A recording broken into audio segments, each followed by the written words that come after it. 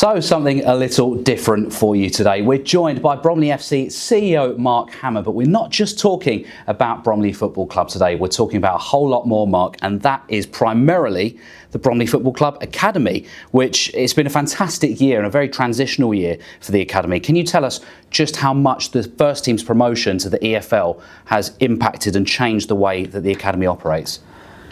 Yeah, so, Webby's penalty kick, changed everything from top to bottom. Not that it sort of impacted what we was doing, how we was operating, or what we was sort of striving towards. But in terms of governing bodies, regulations, standards, safe to operate, staff recruitment, player recruitment, we had to do a lot in such a short space of time, and including the facilities. Now, for example, we had a 3G pitch that we utilised for between 60 and 70 hours a week. We now had to find a grass pitch because everything in the EFL for the academy has to be played on grass pitches. So we had to not only find the first team for a sort of interim period, but for our performance and the fixtures in the category 4 and 3 level, we had to perform on grass. So that was the first thing that we had to sort of locate. And we've forged a really good working solid relationship with LA Sports, which hopefully in time, which I'll discuss later, but when we transition from category 4 to 3, hopefully that can be the home for the youth academy and the performances on grass pitches. You talk there and you touch on the regulatory changes, the operational changes, and a huge element of that has been the way in which some players are registered, which of course now we are an EFL club, is the introduction of scholarships, and that's been a great opportunity for some of the players who've come through the academy. Yeah, well, it's testament to everything that we already had in place, but also the staff, but also our college and education programme. The EFL only gave us 10 scholarships, so we had to build an 18 player squad, but we were only given 10 EFL scholarship contracts, which meant that the 10 were actually protected from other professional clubs and the agents that operate out there. Those 10 now are actually protected. And it just goes to show the strength and depth that we've got in our college and education scheme, and right the way throughout the spine of our academy. We finished 11th and we got to the National EFL Cup final, and that just shows you just how strong our college and education scheme is, because those 10 players they were already in the building, and they were year 1, but then had to sign as year 1, but actually they were under 18 level. They were already in the college education scheme, so they were awarded those scholarships, and then it was made up from the other college and education players who weren't given scholarships. So it was a really, really tough ask from the club, the staff, to actually reward, but at the same time not reward, but still keep the players motivated and hungry enough to perform at the EFL level. And we've got a wonderful case study, and we've got more case studies to celebrate, but we've got a player that was not given a scholarship but has now just been rewarded with a professional contract. So it just shows you that everything that we've got in place caters for different levels, different moments of development, and we can actually capture or reward anything that might be missed. And it's really interesting to see how you talk about both of those elements there with the college programme and the scholarship feeds into the B team and under-21s programme, which has also been fundamental in funneling that talent through towards the first team. And we've seen players from both sides excel in those teams at later age groups. Yeah, but look, the hard thing at professional level is that you get probably 2 years and then you get offered a year or another 2 years. but between the ages of 18 to 22, everybody develops at different stages, and that could be physically or mentally. But the beauty of what we've got here is that we might have a player that's studied on the education scheme, not rewarded a scholarship contract. They then want to pursue a route in sport, study a degree, but then they might show signs of that they can actually now perform at a professional level, and then they're rewarded with a professional contract. And we've got 2 or 3 case studies of those, which is why we've got the B team and the under-21s. So you can still study, train and play, but also focus on developing at your own pace, or to the environment that is conducive for the elite level. And then you're either rewarded a professional contract, or you can stay a professional in sport, where we've now got the workplace scheme, where we've got Ryan McCourt, who's now come through the scheme. He's now one of our goalkeeping coaches. He's now a qualified teacher, but he came through our academy, and then our young pro scheme is now littered with talent, but also players that have come from our college and education scheme. It really is a unique framework and setup that we've got here. Talking about pathways through as well, we've got to mention the first team. You've talked about players earning professional contracts there. It's the first step for them, but the second step is getting that opportunity. How important is it for the academy and the players coming through to look and see a manager like Andy Woodman of the first team really buying into the talent that's already there at the club in the younger age groups? I've said this from the early initial stages. Andy Woodman is probably the best I've seen working with young players. He really is. He keeps it simple, and I think that it stems from his relationship with his own son, who's a professional footballer but has obviously been through that journey. He doesn't overload them with information. He nurtures them, but he also keeps them in a calm and composed state, because he knows what it takes and the age they're at and the pressures that come with that entry into professional football. And we really are in a fortunate position that we've got Andy to sort of drive that, but also help the youngsters come through. And more than ever, we need the youngsters coming through because of the restrictions with financial fair play. So more than ever, we're in an exciting period where we have to bring our young talent through, produce them into match day squads, and hopefully be disciplined with the budget that we're set with through financial fair play, but also maintain the selling status or the player trading status of we're finding the next Ben Crowhouse, finding the next Kellen Fisher, and we've got a few in the pipeline. Talking about the first team manager, but also looking back at Ben and Kellen and Nathan and other players who've come through, it's really important as well to have actual role models for these younger players to look up to, isn't it, in terms of, actually, if I get it right, if I have the right attitude, if I work hard, I can do this. They've got previous examples of players who've done that here. Yeah, it's a really good point. It's the tradition and the heritage that we are building here, that they do have those role models for who to look up to, but also to aspire to. And it just shows that the players that have come through, got acquired success through those processes, but they've even taken their careers that one step further. Kellen's now an England international. He's coveted by many Premier League clubs. Ben's gone into the Premier League environment. I've also heard hearing that he might be going into European football.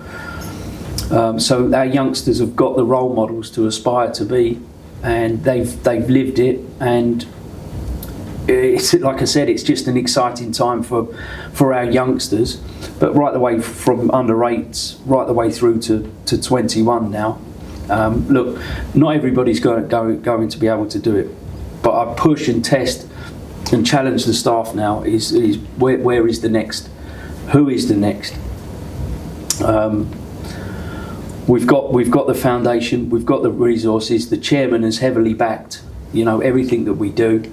and he's invested into it, and we're hopefully going to repay that investment and bring in the wave of talent through.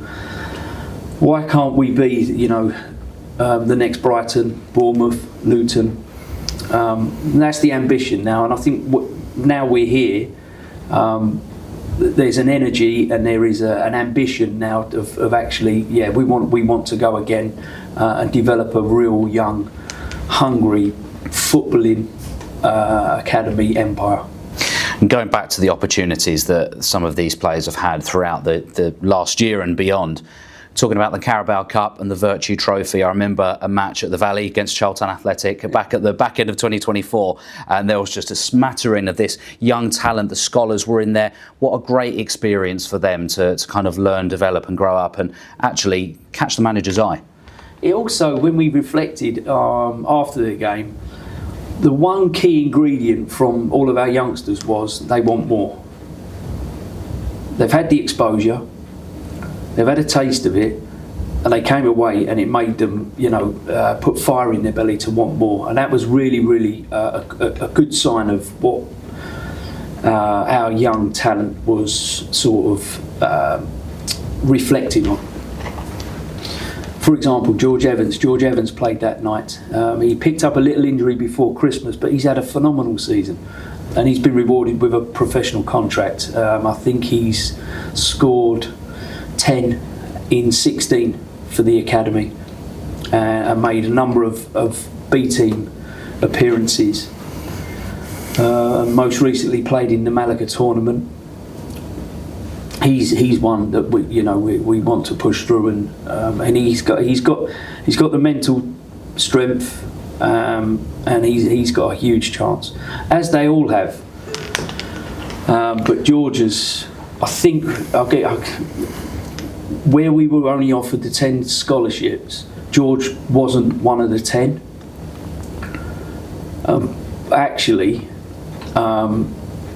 That gave him the fight and desire to actually prove that the staff and the club had made a mistake, and he's carried that fight and desire all the way through now, and he's got a professional contract, and he's definitely one to watch out for. He's just got to maintain that fight and desire now that he's got the pro contract and push his way into the eye line of Andy. Continuing along the lines of opportunity, but not so much on the pitch, you mentioned it earlier, the mantra over here in the academy is be a professional in sport or be a professional in football, because for those who don't want to pursue a playing career, there are opportunities for them as well. There's a whole raft of opportunities in this football club alone, let alone in the football industry, and it's a great opportunity for those guys to come in and girls to learn as well. Yeah, the mantra is, can you be a professional in football?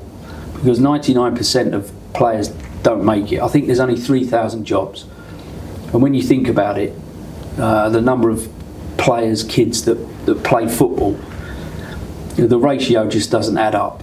So it's really aggressive and it's very cutthroat. Whereas we've built a framework and qualifications that enable students and players to come through and be in professional football, but actually, if they're not going to be offered a contract or sort of get to a certain level, then they can still operate and perform at the level, but in the other departments in football. So if they wanted to be a teacher, if they wanted a route in coaching, if they wanted to be a physio, if they wanted to be an analyst, if they wanted to work in business or finance or the commercial areas of football, then we offer those opportunities, but also the pathways to further education and higher education. And we're seeing the fruits of the labour of that at the moment. But like I said earlier, with the work placement scheme, we've got Reece Wyborn. He was a professional footballer with us, and then was released, came through the youth academy, came through the academy, was signed as a professional, and he then wasn't offered he wasn't renewed. He then became a community coach. He done his degree with us. He's now going to be an academy tutor, academy teacher, while he's still playing non-league. and we've enabled him to actually still work for a professional football club and be in professional football. So it's an amazing place that we're very proud and very humble that we've the effort that's gone into building this environment for young players, boys and girls. Touching on that word environment, it's so important, isn't it? The resource that goes into nurturing that young talent, the facilities that we're in right now, and the level and quality of facilities that these guys and girls are able to use, but also the attention to detail and the dedication of the academy staff. Yeah, because the whole place is built on good people. If you can, you have to be a good person because there's capacity to grow. Good people drive principles. Good people drive culture, vision, leadership.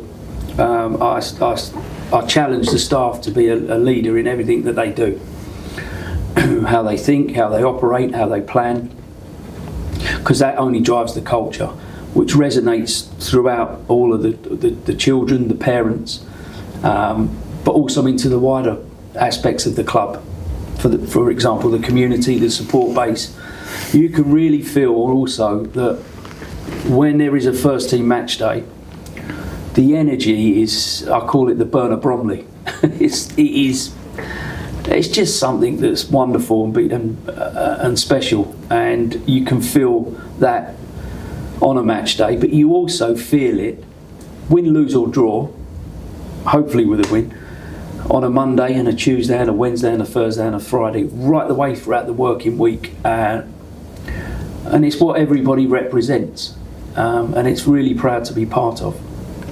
Talking of staff, and with the promotion, with all the changes, there has also been a change in requirements and staffing levels, hasn't there? And that's been another thing that the academy has had to adjust to this year. Yeah, there's certain sort of criteria that you have to meet in terms of coaching qualifications, and at the moment we're upskilling some of our priority staff, that we're taking them through their coaching badges so that they can meet the requirements of the EFL, and we've recently just completed an audit.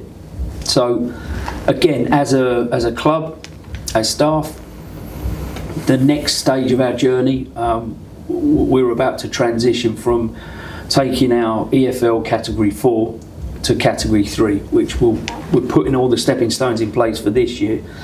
So providing we go through a successful audit, then we should be this time next year launching Category 3 status, which would mean recruiting 15 more staff to meet the EFL standards and the EPPP standards, plus also another 7 teams, which would mean another circa 130 players, which would mean that we are fully protected through signed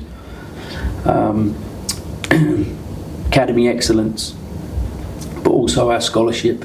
It feeds into the scholarship. Again, the beauty of what we've got, if players didn't quite meet the level of being an under 15 and under 16, then they can come into our college and education scheme. That's not to say that because they didn't get rewarded a scholarship, they won't get offered a pro. They're still in the environment. It's an elite environment that they can still develop, learn, enhance their performance, their practice, and still be rewarded a professional contract. We talk about how the academy feeds forward into the B team, into the under-21s, into the first team, but I think it's also really important to reflect and look backwards as well into the even younger age groups, because this club has a thriving youth academy and youth section, and that is also really important for the future of the academy and for the club in general. It's unique what we have. And I think he was with me when we was on the EFL conference. Somebody was asking about our youth section. The guy he was from Bolton, and he was saying, we was proudly saying that we oversee 50 teams across our community trust and our grassroots area of the football club. But you wouldn't have that at Liverpool, Wigan, or even Gillingham. They don't have a grassroots section, but we do. And I think it's phenomenal that we have over 1,000 kids pull on a Bromley shirt every Sunday, and they go and represent Bromley Football Club. But there's no, I don't think there's any other club that does that. And that is something that we have to harness, drive, because it all feeds in, it's all interconnected, and it feeds into the support base, the season ticket sales, the terraces, the non-match day events, birthday parties, the football leagues, the age groups, the education, the academy. It all feeds into the community of Bromley Football Club. And I think it's really special what we have, and we only want to grow it, and we only want to make sure that it does what it's meant to do, and that is to give an opportunity to whoever it is to be a part of Bromley Football Club. And just moving on, this promotion and changes within the academy have resulted in the players being able to play in some fantastic competitions. And two highlights I'm just looking back on from this season: the under-18s reaching the national final, and of course you mentioned it earlier on, the opportunity to play in Malaga as well. Yes, look, it was outstanding. We beat Oxford, I think, finished second, and they're one of the strongest Cat 3 academies, and they've got a wonderful club and set up and resources. We went and beat them, and I watched it live. We beat them in the semi-final, and I watched our boys really put on a professional performance there, and I saw that they'd grown a lot, because the first 6 games of the season, I think we lost 5, drew 1, and I remember speaking with the staff saying, look, we're all learning, the potential is there. They need to lose to learn. I know that sounds cliche, but if the capacity's there and the ability there is to grow and learn, you'll always find your way and find your level and be able to move forward and be successful. And our boys, proudly did that. And then we was fortunate we won the toss, and then we played Burton at home, at the Copper Jack Stadium. And it wasn't to be that night, but I think if we'd have, I know this might sound weird, but if we'd have won that night, is it too much success too soon, too early? We've got a new 3 to 5 year plan, and the academy and the development and the players coming through are going to be pivotal, crucial in what this football club does. And I think maybe might have been too early, and I hope it put fire in the belly for the loss, but it also gave the younger kids the inspiration and the aspiration to actually show that we can compete on the EFL level and get to a cup final stage. The club has gone global, the academy's gone global, because just a few weeks ago they went out on tour to Malaga. What a fantastic experience. Well, I know it's not just your voice in the US. We're now in Spain, and it came from the director of Malaga, was a guest in the 1892 club. I think we played Tranmere at home, and then we was introduced. And then he made contact about 2 weeks later and said, look, really impressed with what we was doing. There was some synergy. We've got some future plans about a partnership between collaborating, UK and European football in terms of academies. And he invited us over there to play in the Tropical Cup, and we played against Almuñécar, FC Malaga and Granada, and we got through to the final, and we played Granada, and we was just marginally short that day despite the heat. But again, another cup final in the Costa del Sol, and I watched our boys, and they were outstanding, and it was a great experience culturally to see how the Europeans set up, and the Spanish set up, and how they do it. And again, we're going to be doing more. Coincidentally, we've got our college and education scheme out there at the moment. 20 students have been rewarded, and they're on a 2-week free, fully funded trip from Bromley Football Club in partnership with Malaga, and they're out there at the moment, and they're doing a number of things with, you know, football tours, Spanish lessons, kayaking, sunbathing. That's the staff, and again, it's another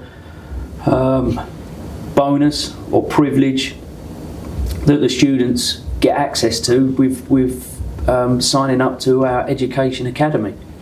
The future's hugely exciting. It's been a brilliant season. So let's end on quite a broad question.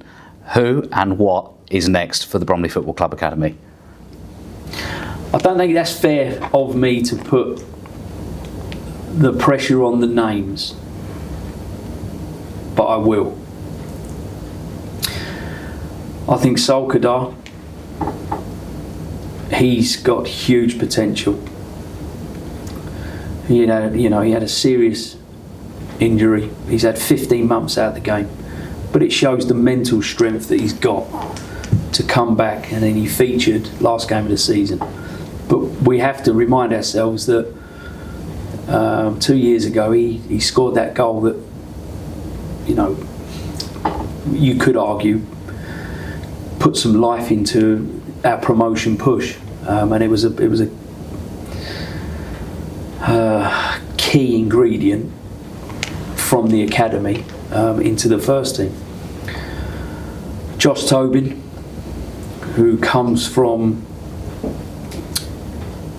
Chelsea upbringing, was released from Chelsea, but he's now with us. He's been with us for 2 years. He's had very successful loans. He's now back. He was on the bench against MK Dons this year, last season rather, but unfortunately he played in the Kent Senior Cup, but then, you know, he tweaks his knee, so that was unfortunate for him. But I've got huge excitement for Josh. And then there's a number, Nathan Paul Lavely, he came on against Barrow and then worked his magic and then set up the equaliser. You've got, it really is littered with talent, and I don't really want to, I could name them all. They've all got a chance. Mark, thanks so much for your time. It's been hugely insightful catching up with you on this, and thanks once again for your time. We look forward to more growth and development in the academy. Thank you, Matt.